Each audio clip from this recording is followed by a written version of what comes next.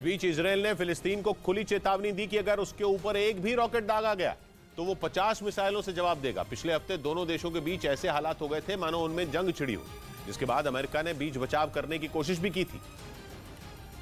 लेकिन अब इजरायल ने जो धमकी दी है उससे ये साफ हो गया कि वो अमेरिका की बात भी सुनने के मूड में नहीं है। इजरायल के national security minister Itamar Ben Gvir ने फिलिस्तीन को मिटा देने वाले तेवर दिखाए। उन्होंने पूरी दुनिया के सामने ताल ठोककर ये बता दिया कि इजरायल अब जरा भी झुकने को तैयार नहीं है। इतमर बेन ग्विर के मुताबिक फिलिस्तीन की तरफ से दागा गया एक भी रॉकेट उसकी तबाही ला सकता है, क्योंकि अगर ऐसा हुआ तो फिर इजरायल की सेना एक साथ 50 मिसाइलें फिलिस्तीन पर बरसा देगी। यानी इतमर बेन ग्विर ने पूरे फिलिस्तीन को ही मिटा देने की बात कह दी, क्योंकि पिछले हफ्ते गाजा पट्टी से इजरायल के ऊपर कई बार रॉकेट दागे गए थे, जिसके बाद इजरायल ने उन रॉकेट को हवा में ही मार गिराने का दावा किया था। लेकिन इस हमले के बाद इजरायल गुस्से से भर गया और उसने गाजा पट्टी को मिसाइलों के वार से दहला दिया।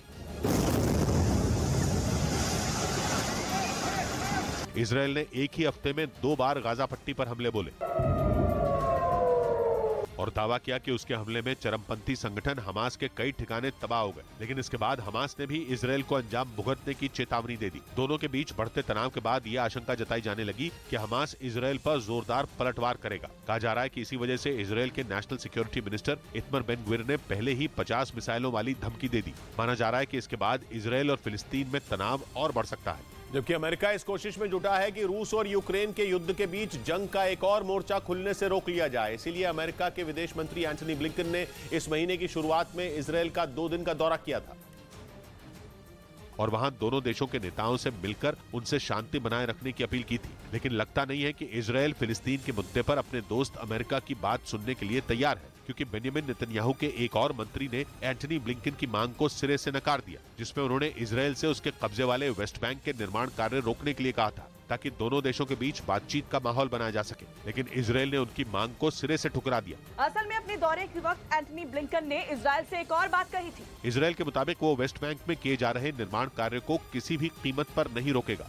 इधर मुंबई में 22 लाख की लूट के केस में पुलिस ने 3 आरोपियों को गिरफ्तार कर लिया। पुलिस के मुताबिक एक कंपनी के कर्मचारियों ने ही लूटपाट की वारदात को अंजाम दिया और अपने ही मैनेजर को चाकू दिखाकर कैश लेकर फरार हो गए। पुलिस ने सीसीटीवी वीडियो के आधार पर तीनों आरोपियों को धर दबोचा, साथ ही उनके पास से 22 लाख कैश भी बरामद किया। उसका बैग खींच के लेके गए थे और उसको चाकू भी दिखाया था। पुलिस ने तीनों कर्मचारियों के खिलाफ केस दर्ज कर लिया और मामले की जांच में जुट गई।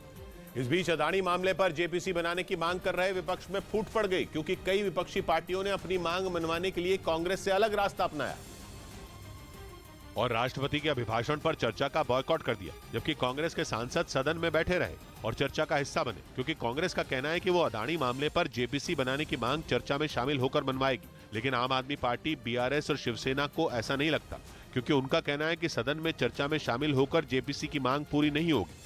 इन पार्टियों के रुख से साफ हो गया कि वो कांग्रेस से अपनी राह अलग करने के मूड में है। हमारे विपक्ष के और दूसरे दलों को, उनको साथियों को लगता है वो चर्चा में शामिल होकर जेपीसी ले लेंगे, ले ले सरकार से।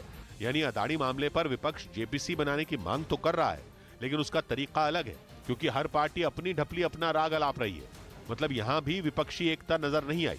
न्यूज़ 18 इंडिया की web series FIR number 208 streaming now.